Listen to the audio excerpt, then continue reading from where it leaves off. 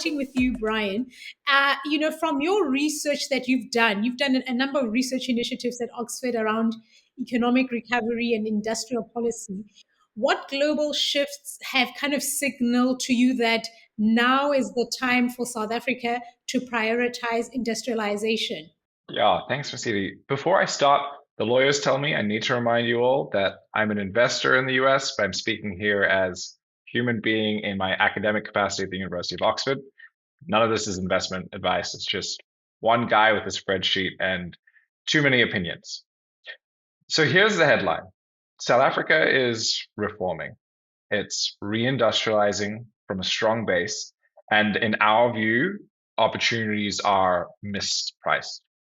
Now, under the guise of a working paper series, Jeff and I have been working with PIC on a paper looking at what specific opportunities are available to investors to take advantage of industrialization in South Africa. We think that on a risk-adjusted basis, in short, there are differentiated returns on offer for smart investors in South Africa, and we've documented in this paper what some of those areas of focus might look like. I think if I was to summarize it in one word, we're saying that the South Africa we see today is no longer in the risk basket, it's in the correction basket. Now, to help set the scene, Mercedes, as you suggest, and as we do in the paper, here are three kind of global themes that I think are underpinning industrial policy right now.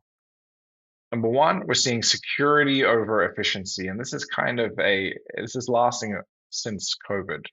After decades of the just-in-time movement in manufacturing and production, the world has swung back towards just-in-case, and so resilience in supply chains is now very important, and that outranks marginal cost.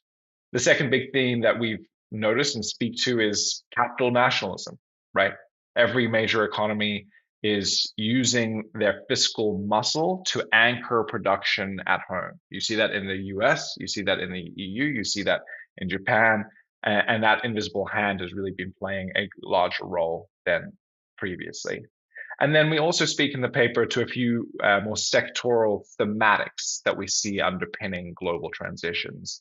They include decarbonization as a form of competition, this race for net zero, which is really just a race for manufacturing share, at least in part.